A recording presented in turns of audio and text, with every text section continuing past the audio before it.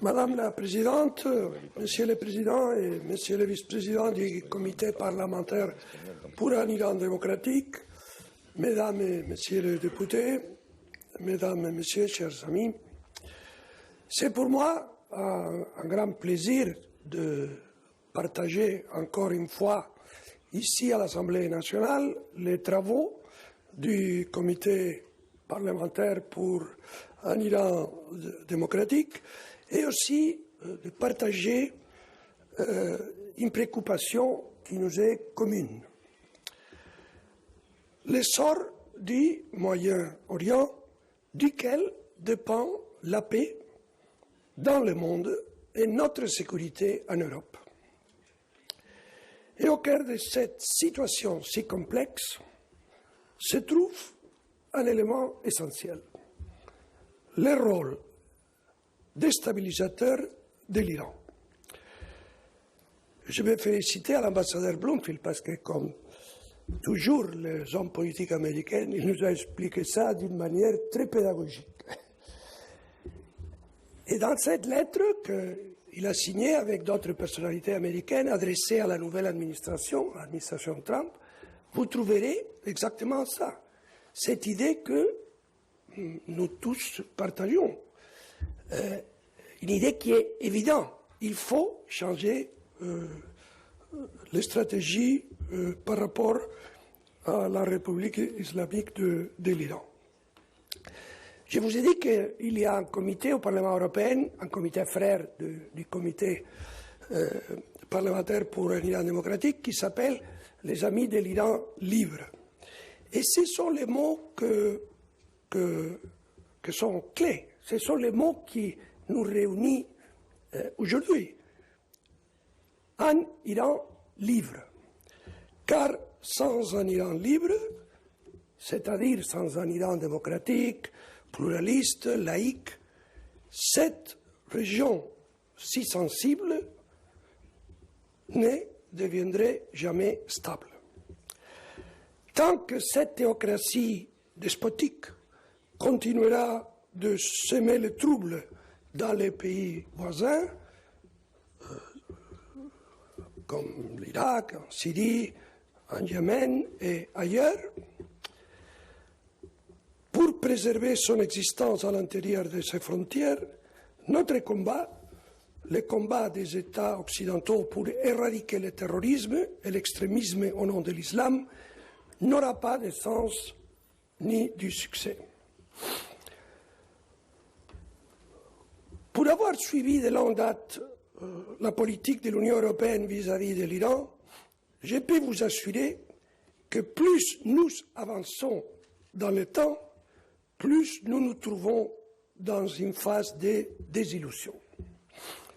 Les illusions ont commencé lorsque on a débuté à négocier avec ce régime sur son programme nucléaire. Nombreux étaient les diplomates, les médias, les députés qui disaient qu'une fois l'accord sera signé avec l'Iran, nous assisterons à un changement de comportement. Un changement de comportement du régime à l'intérieur du pays, à l'égard de ses propres citoyens et aussi vers l'extérieur. Bien, on a signé l'accord et l'Union européenne a joué un rôle central dans ces négociations. Un an et demi après la signature, il est temps de faire un constat. Le pouvoir iranien est devenu plus répressif que jamais vis-à-vis de son peuple et plus agressif vis-à-vis de ses voisins. Sur les questions régionales, il faut aussi constater que dans les crises actuelles en Syrie, en Irak, au Yémen et ailleurs, l'Iran a été toujours à l'origine des conflits et une partie du problème, et donc ne peut pas être un partenaire fiable dans la lutte contre le Daesh et participer à la solution.